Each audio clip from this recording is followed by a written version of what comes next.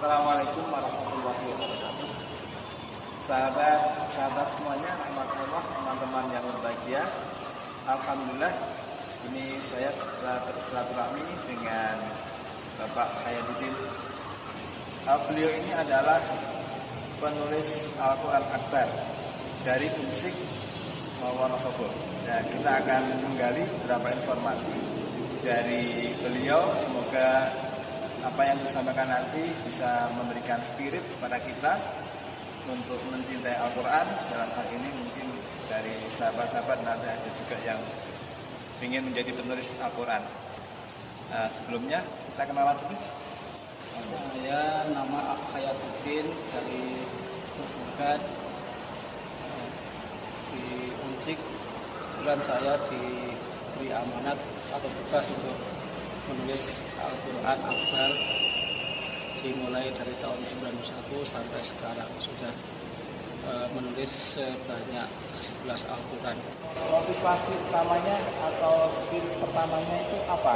Sampai timbul inisiatif menulis Al-Quran yang katakanlah orang sebut sebagai Al-Quran yang akbar atau yang besar. Sebetulnya awal penulisan Al-Quran itu adalah satu ide dari sebagian Simbah Al-Hafid yang kebetulan pada waktu itu Simbah pernah bercerita dulu kakeknya yang bernama Simbah Hafid Abdul Rahim pernah menulis Al-Quran Akbar selama berangkat dan pulang haji yang waktu itu pakai kapal layar, kemudian selesai dibawa pulang sudah disimpan di Padepokan Kaliber. Kemudian pada saat West Belanda, Al-Quran tersebut dibakar oleh Belanda dan kitab-kitab yang lain. Kemudian karena Mbah Kiai Taha pernah melihat dan membaca sendiri Al-Qurannya, kemudian beliau kepingin meneruskan cita-citanya mbahnya tadi untuk menulis Al-Quran. Karena setelah Kiai Taha mungkin tidak ada kemampuan untuk menulis Al-Quran, kemudian diserahkan pada santrinya. Kebetulan saya sendiri yang dipilih oleh beliau. Kalau Pak Hayat sendiri ketika menulis itu sendirian atau ada? Saya ditemani satu orang, tapi tugasnya beda-beda. Kalau saya bertugas untuk menulis khotnya, kaligrafinya, kemudian teman saya bertugas sebagai ornamen tepi. Ornamen yang biasa ya, biasa. Selama penulisan ini intinya mengalami berbagai hambatan. Apa kira-kira hambatan yang dialami oleh Pak Hayaduddin? Kalau hambatan di awal itu hambatan ini karena saya belum punya pengalaman untuk menuliskan, apalagi alat-alatnya belum tahu, sehingga saya harus mencari alat-alat yang menggunakan Al-Quran, apalagi ukurannya besar.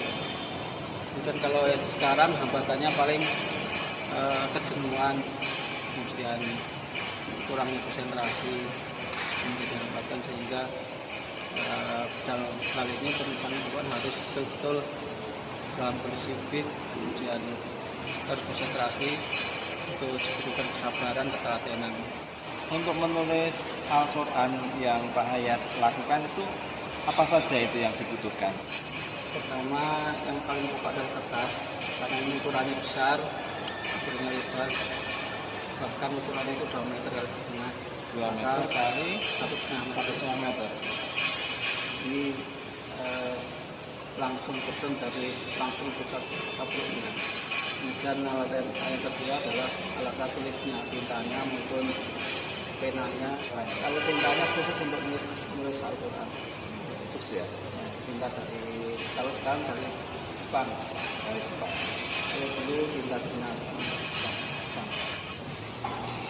Dan kalau penanya menggunakan kayu andam atau pakis. Oh, kayu andam. Nanti bisa melihat ya. Kemudian untuk menulis adakah kiat-kiat khusus yang Hayat lakukan? Kalau mengenal Quran ini yang saya lakukan ya sebenarnya nggak ada kiat-kiat, hanya sendiko dawuh Kiai Haji Mutahar. Karena seorang santri itu apa yang dilakukan kiainya dilaksanakan tanpa pertimbangan apa-apa. Oh gitu, pokoknya sendiko dawuh dari perintah Kiai. Untuk menulis satu Al-Quran itu dibutuhkan berapa lama itu waktunya? Untuk satu halaman paling hanya sekitar 2 jam. Satu halaman 2 jam. Kalau Berapa baris kira-kira ya? Kalau satu halaman 15 baris menggunakan kotak pojok.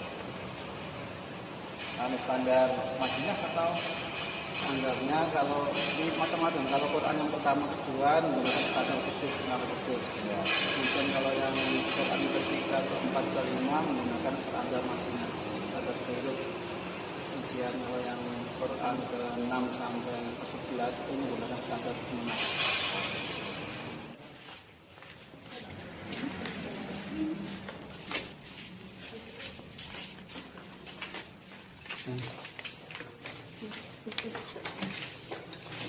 Ini adalah ruang kerja dari Bapak Hayatuddin. Mohon dijelaskan, Pak Hayatuddin. Terus Al-Quran Akbar ini membutuhkan alat-alat yang khusus. Di antaranya adalah pena. Pena yang saya gunakan adalah pena kayu antam atau pakis.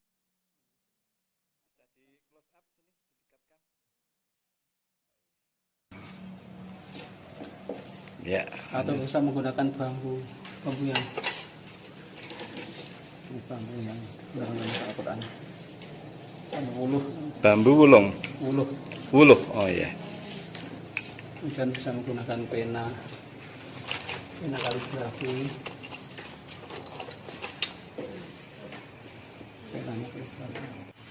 Dan tintanya menggunakan tinta Jepang, Daiso. Kemudian nanti dituang di. Bisa dipraktekkan mungkin Pak Hayat?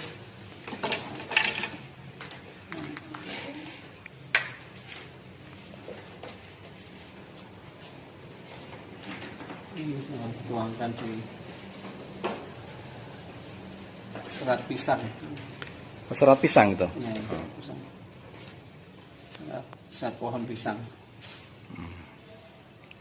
Pohon pisang apa saja atau khusus? Apa saja. Misalnya kalau sudah berbuah itu kan di dalamnya ada seratnya. Oh yang tengah itu berarti? Yang tengah. Oh yang tengah, ares ya mungkin ya? Ares pisang. Terus kalau mau nulis gimana? Oh. Di rumahnya.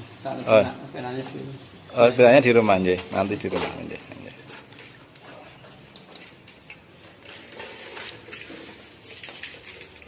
Ini mau foto-foto.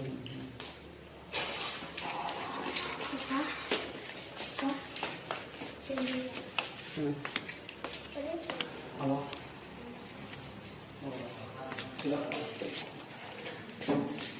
Tadi diceritakan ada 11 Al-Quran yang sudah ditulis.